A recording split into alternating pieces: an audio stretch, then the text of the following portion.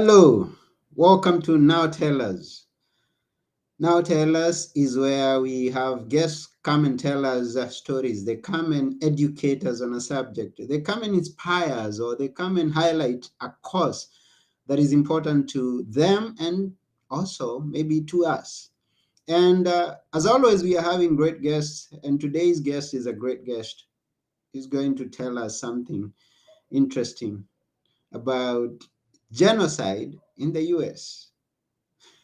And at this point, I want to thank each and every one of you who have been watching us, those who've been sharing, those who've been giving us feedback. We thank you very much. And I remind you that past episodes, future episodes, and this episode can always be found at www.nowtellus.com. And now, this is Anthony Moirore, and I'm welcoming you to the show and also inviting our guest, who is none other than Scott Schara. Welcome to the show, Scott. Well, thanks for having me, Anthony. Nice to meet Hi. you. Hi, how are you? I'm doing all right. Where are you? I'm in Wisconsin in the Oh, United States. that's beautiful. I'm actually in Athens, Greece myself, and Yeah, it's a windy fall day here, so it's a beautiful time of year for color. All the leaves are changing color, but it's very windy today here. here is not so windy, but it's starting to get cold in December. That's when I believe is going to. I mean, usually very cold. So we are just approaching that cold season. Yeah, that's the same here. Yeah, and please tell us a little bit about yourself. What do you do? I mean, where are you? Where you are? Is that where you are born? Where you are living right now? I was born in Wisconsin and lived here most of my life, other than a couple of years. My wife and I, when we were first married, we moved to Hawaii and we lived there for a couple of years. And other than that, Wisconsin has been my home. I have been a business owner for over half my life. I'm 59 years old now. And ultimately, after my daughter Grace died, which was on October 13th of 2021, so just over a year ago, I have become a full-time advocate in the medical freedom movement, and specifically in the hospital killing lane. So Grace was killed in a hospital, and because of that, it opened up a lot of doors for me to share the message to hopefully save other people's lives. Sorry for the loss of Grace. Thank you. Um, uh, how many children did you have, you and your wife? We had three. Okay. My son took his life by suicide 4 years ago, and then we lost Grace a year ago. Oh, that's quite a loss. That's a big loss. Yes, it So is. you now only have one child? One child left, Jessica, and she's 32. We have two grandchildren, courtesy of Jessica. Ah, beautiful. That's sad, and sad to know that you've been through some tough times. And it's good that we have here. We have you here on Now Tell Us, because you sharing and you having that courage to share your story and coming out open over the incidences that led to Grace story or Grace death is quite a courage, and we appreciate you for that, so that someone may get some insight. I don't know the full story about Grace, and that is why I welcomed you here to let us hear it. So I'm going to hear it straight from you, just as my listener or my viewer is going to hear it straight from you. Now, tell us how this thing happened and what kind of child was Grace? Oh You know. boy, yeah, Grace was a great child. She had Down syndrome, and anybody that has experience with Down syndrome children know that they're a gift from God. She was a wonderful kid. She was very high functioning for somebody with Down syndrome. She could read and write. We homeschooled her. My wife did a great job teaching her how to read and write, and amongst a whole bunch of other things, she played violin, she rode horse. I taught her to drive a car, and she was very witty. She had quite a sense of humor, but her love is the thing that that you miss the most, and that I miss the most. I mean, she had this way about her that, as humans, it's the way God wants us to love people. That's what she did. So Mm. Mm-hmm. That's that's good. the and Grace was 19 when she died, so her 20th birthday would have been September 22nd, uh, this last September, and Mm-hmm. so she was legally an adult, although she wasn't functioning as an adult. Of course, she lived with us. She would have probably lived with us forever, although it's possible she would have gotten married and had children. We had built a separate home for her on our property so that she could do that because I mean, like I said, she could drive a car. She could pretty much do everything. Mm-hmm. What led to this incident that So caused? Yeah. yeah, Grace got COVID in last September, and that ultimately led to us taking her to the hospital because she had reduced oxygen saturation at about 88, 89%. And that doesn't make any sense because we were on the frontline doctors' protocols. We were doing the things that we should be doing, including ivermectin. But I learned subsequently because I went into the hospital 3 days after Grace died, and there's a man from South Africa by the name of Dr. Chetty, and Dr. Chetty studied about 8,000 patients at the time when the Delta variant was going around and found out that if those patients had a propensity to clot or produce inflammation, they would end up with low oxygen. And I have both of those as genetic dispositions. And so that's ultimately why both Grace and I ended up with low oxygen. And, unfortunately, we checked her into the hospital. At that point, I mean, I had no idea that the hospitals in the United States, at least, I can't judge other countries, but I know a lot about the hospitals in the United States. And I did not know that they were implementing an agenda designed by the government to kill people. And so we just innocently took her to the hospital, thought they even told us she'll be on oxygen and a steroid for a few days and then we'll get her out. But they did not do that at all. In fact, they followed a protocol that literally killed her. And so I'll just give you the highlights of that protocol because then we can dig into how this all fits together. Because I said the United States is paying hospitals to kill people, and I would like to connect those dots. But first, just to share with you how egregious this is, um, they put Grace and her last day on this earth was October 13th. Her first day in the hospital was October 7th. This is a year ago now. So she was in Mm-hmm. the hospital 7 days total. And, at first I was with her. I was with her for the first 3 days, and then I was taken out by an armed guard on October 10th. And she was doing fine. I just thought, she'll be out of here in a couple of days. But what they did when after they kicked me out, they had started a sedation drug on Grace called Precedex the day before, which we don't know. They don't let us know what's going on. So she's on this drug. This drug is only supposed to be used for more than 24 hours, and ultimately, after I got taken out by the armed guard, we had to hire an attorney to negotiate against the hospital attorney to get my daughter Jessica in as a replacement advocate. My wife couldn't do it because she had COVID. So we had 44 hours without an advocate. During that 44 hours, they increased the dose of the sedation med 7 times. So instead of taking care of Grace, they sedated her. Well, these drugs all have a warning label on them called the package insert. And the package insert for Precedex says to not use it for more than 24 hours or it causes acute respiratory failure. And on Grace's death certificate, the first cause of death listed is acute respiratory failure. And the hospital received a $7,500 bonus for listing that as the first cause of death. So that's sick. The second cause of death they listed was COVID-19 pneumonia, which is a flat out lie. And they received a $13,000 bonus for listing that on her death certificate.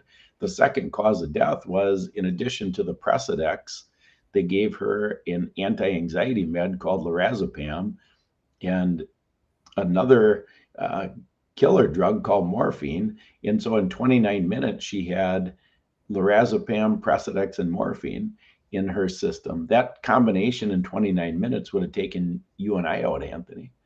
So in order for that to happen, not only did the doctor, of course, had to order that med combination, the hospital pharmacist had to sign off on the order. The alarm system for the hospital had to be overridden because the warning label, the package insert for morphine says to not combine those drugs. They're contraindicated. So they Mm-hmm. had to override the alarm. And then the nurse in charge of Grace's care her last day was a 14-year ICU nurse. So she had to consciously make a choice to give her those meds. Now, the morning of Grace's death, the doctor had called us, and the purpose of his call was to ask us for the fifth time for a pre-authorization to put Grace on a ventilator, which was absolutely not necessary. A ventilator should never be used with COVID. Mm-hmm. And so when we said no, and he had said she had such a good day yesterday, we should work on nutrition. We should get her out of bed and sit in a chair. Everything was positive. But what I'm telling you about the meds and everything is the 100% true. It's right out of the records. But what is my hypothesis is because we wouldn't approve the ventilator, which has about a $300,000 payday to the hospital, they had to figure out a different way to kill Grace. And it's because how can you be starting the day in having such a good day that the doctor even commented on it, and then less than 12 hours later you're dead? And that med combination is the second cause of death. So I mean, once I connected the dots with those meds and how they did it, I realized Grace was murdered. And one more thing, and so this is the third cause of death.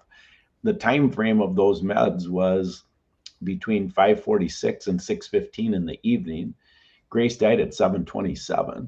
So that was only an hour and 12 minutes later after they gave her meds. My daughter Jessica was in the room with her at that time, and she called us panicking because Grace's numbers were dropping like crazy. And so we screamed for the nurses to come in and save her, and they refused. She estimated 30 nurses in the hallway at this time, along with an armed guard. And all they did was holler back, "She's DNR," which means do not resuscitate. They had put Mm-hmm. an illegal do not resuscitate order on Grace without our permission. And so we watched Jessica called us at 7:20, hour and 5 minutes after the morphine. We watched Grace die at 7:27, 7 minutes later on FaceTime without any doctor or nurse coming in the room. Hmm. So that's the Oh, short version of Grace's story. hmm. And I'm curious. Um, you know the system. I mean, the protocols that go around in the hospitals. But this term that you tell us is something that I'm not aware of. How do you get compensation for listing a disease or a cause of death? Or I mean, Yeah. make it clear for us. Yeah, in the United States, starting on January 27th of 2020, when COVID was first announced, the government instituted a public health emergency. And by law, that public health emergency has to be extended every 90 days. So they've continued to extend the public health emergency. In fact, it was just extended again on October 13th last Thursday, which is the anniversary of Grace's death. So they extended it for another 90 days. Well, that public health emergency gives the hospitals and the doctors immunity from liability for doing these type of things. And on top of that, it continues the funding. So if they follow the National Institute of Health, the NIH protocols, they get paid bonus money. So the two main protocols that they follow that most people are aware of is remdesivir and ventilators. So I mentioned ventilators before. So a ventilator has a 90% kill rate, and remdesivir has a 75% kill rate with 3 doses and more. So if you just process that, why would unless your goal is genocide, which means to kill population groups. Unless your goal is to kill population groups, why would a government pay bonuses to a hospital or doctors to follow protocols that kill people? That doesn't make any sense. And to Mm-hmm. frame this in a broader perspective, the United States is the only country on the planet with over a million deaths. We almost have 1.1 million deaths related to people dying in hospitals with COVID. We only have 4.3% of the world's population, yet we're the only country with over a million deaths. The second place, so we're first place, which makes no sense. We have the most advanced medical profession on the planet. Second Mm-hmm. place is India. India has 4 times the population of the United States, but less than half the amount of deaths attributable to COVID in a hospital. Mm-hmm. And their footprint on the planet, they are only 1/3. India as a nation is only 1/3 the size of the United States. So it makes no sense. Anybody seeing those numbers should quickly discern that the United States is on a mission to kill population groups. And in fact, the number one and number two causes of death in hospitals with COVID are elderly and disabled. And that doesn't make any sense because elderly and disabled are not comorbidities. They're just facts. Grace had no more reason to die of COVID than anybody else. Mm. And why would they do this? Why? Why would Um, they, yeah, why I would they? spent I've spent a fair amount of time researching this, and I believe the why behind it goes to Agenda 2030. Have you heard of that before, Anthony? Tell us about it, please. Well, Agenda 21 started in where 200 countries on the planet agreed that we should have an agenda to sustain the planet. Well, that mutated to Agenda 2030, and ultimately it's called the Sustainability Agenda, which means we need to, we only, if you don't believe in God and God has ultimate authority and control of everything, you'd have to figure out, well, how are we going to take care of this planet since God doesn't exist? So these elites came up with this agenda that we need to control the climate and we need to reduce the population because we have limited resources on this planet. And so I have come to believe through the research that I've done that that is what's going on. And COVID has been the excuse to implement this with a vengeance. And why the United States specifically is because the United States has to be the leader of this agenda for it to light a fire worldwide. Hmm. And who are behind this? I mean, if the United States is targeted, as you put it, then I don't imagine that uh, the planners of this activity are from the United States. Who are behind it? Well, there's planners in the United States for sure, but I mean, I'm guessing have heard of the World Economic Forum and Klaus Schwab. That's so who is behind those people? Ultimately, are the Rockefellers, the Rothschilds. You know, there's an agenda that's being implemented by the wealthiest on the planet, and we're just slaves in this implementation of an agenda. And Mm-hmm. that's ultimately what I've been woken up to since Grace's passing. Before Grace died, I didn't realize it, but I was just a slave to the system. And now I see it in a lot bigger perspective. And at this point, our goal is simply to share the story and connect the dots so that other people can wake up and um, and ultimately wake. Once you're awake, you come to grips with you've got to get right with God, and Mm-hmm. that's why we're sharing the story. Oh, okay. Yeah. Drive us into that direction. You are Christian, and then you came to discover this, and then so much has gone on. Even as you tell us, before grace, you'd lost a son before. how do you go through all this? I mean, what's the impact of their deaths, and how do you respond to their deaths? And especially now, this one that you know is cost, as you say.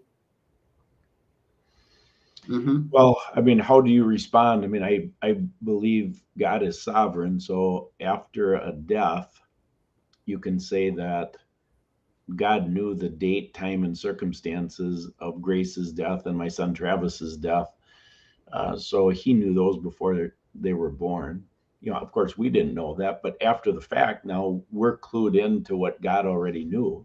So now we have a choice. And, you know, there's been the opportunity that has happened since Grace died. I mean, a sequence of events happened to show my wife and I that we should be involved sharing the story to hopefully wake people up. And what we did then was to um, just ask God to keep opening. If you keep opening doors, we'll walk through them, and if you choose to close the doors, you know, we'll stop doing Mm-hmm. what we're doing and do something else. And so we have it's strange because I've owned a business over half of my life, and in business you plan.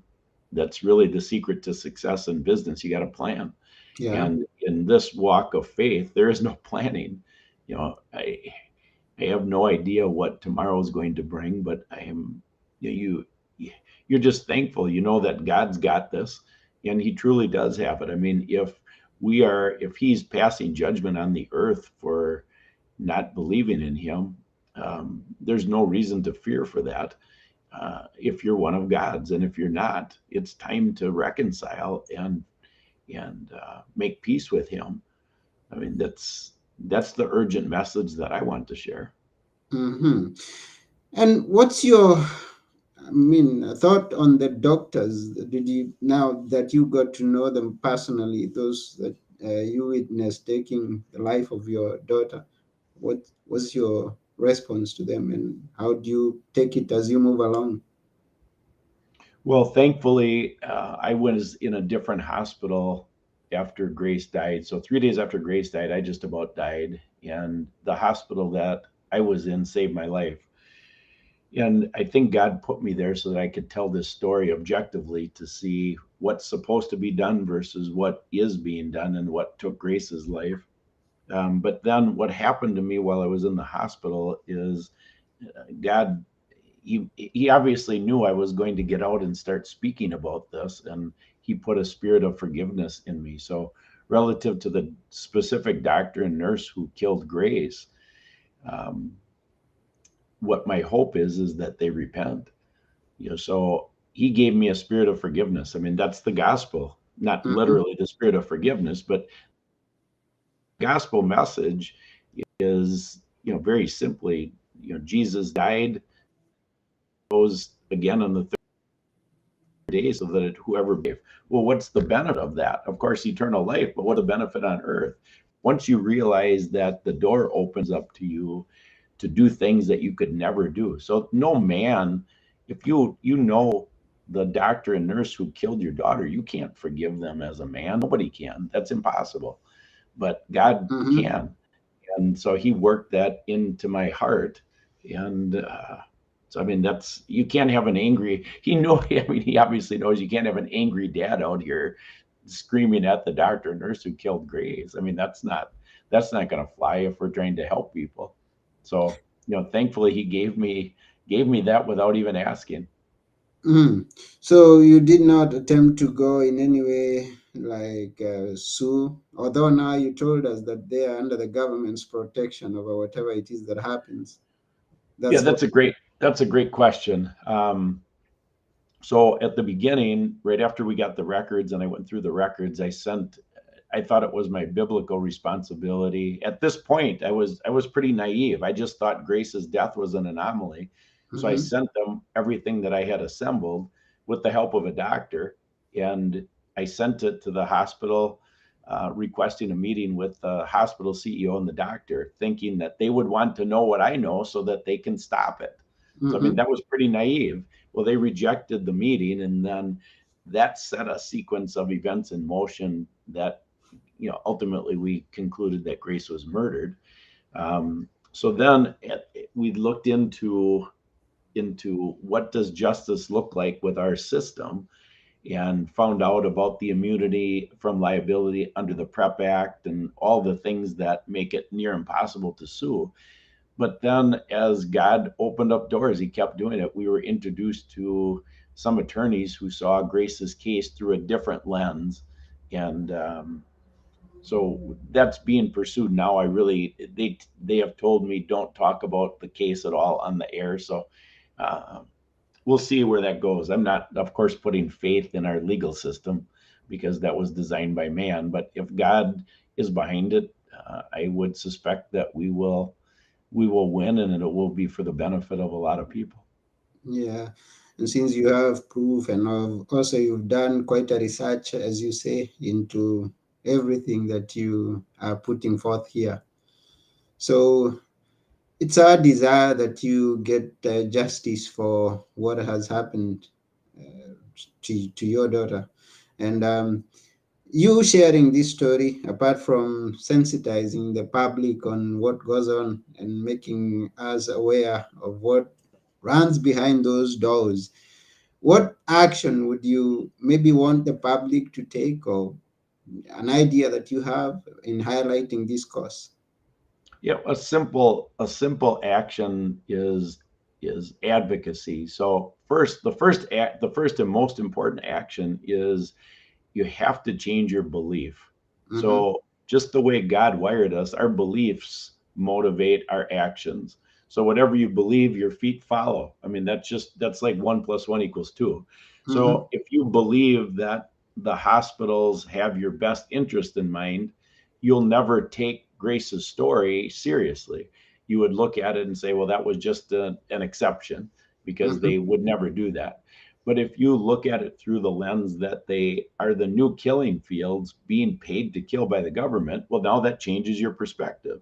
And so you have to adopt a new belief first. Well, then the encouragement I'd give people, so you think, well, I can't go to the hospital. Well, there's going to be times where you're going to have to go to the hospital. It's not even an option. But what I would tell you is get your documents done ahead of time. Make sure you've got the power of attorneys in place. That the end of life documents don't give the hospital permissions that they should not have, and you have to have a physical advocate with you or on the phone the entire time. You cannot trust them, and that is, the old paradigm of advocacy, which I was in when I took Grace in the hospital, is that I'm there for my best buddy, and I'm just there so that we can, make her stay in the hospital more comfortable. You don't want to be alone in a hospital. That's how mm-hmm, I perceived advocacy. How I perceive advocacy today, having been through that, and this is the paradigm I'd encourage people to operate under, is that they do not have your best interest in mind. They are not following the Hippocratic Oath. So you have to have the best interest of your loved one in mind and challenge everything.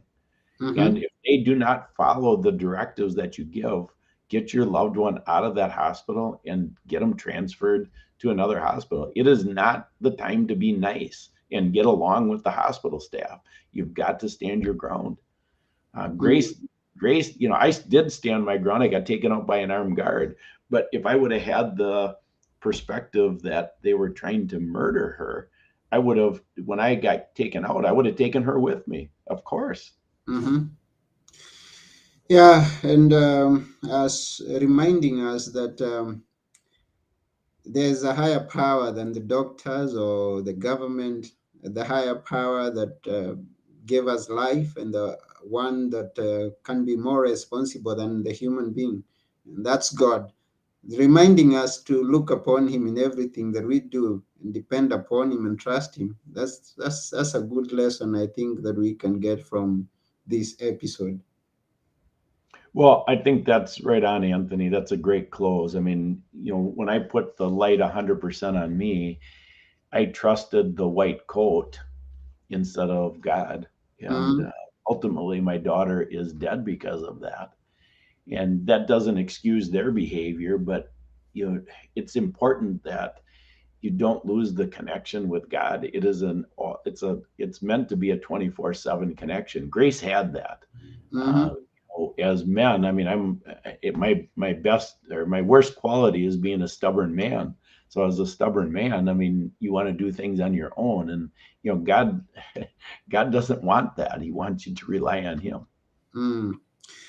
Yeah. So uh, we feel you, and it's tough, and it's a tough thing that you've gone through. And again, we thank you for the courage to come out and share. And those who have heard this, those who are listening, and those who have watched us may have got a thing or two from there. As we continue to learn more of the world, maybe we'll never understand it fully. So that's why we should all surrender to the higher power that is all knowing.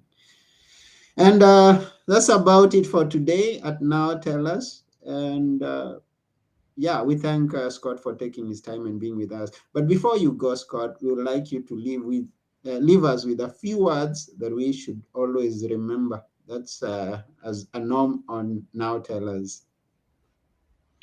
Well, I wouldn't.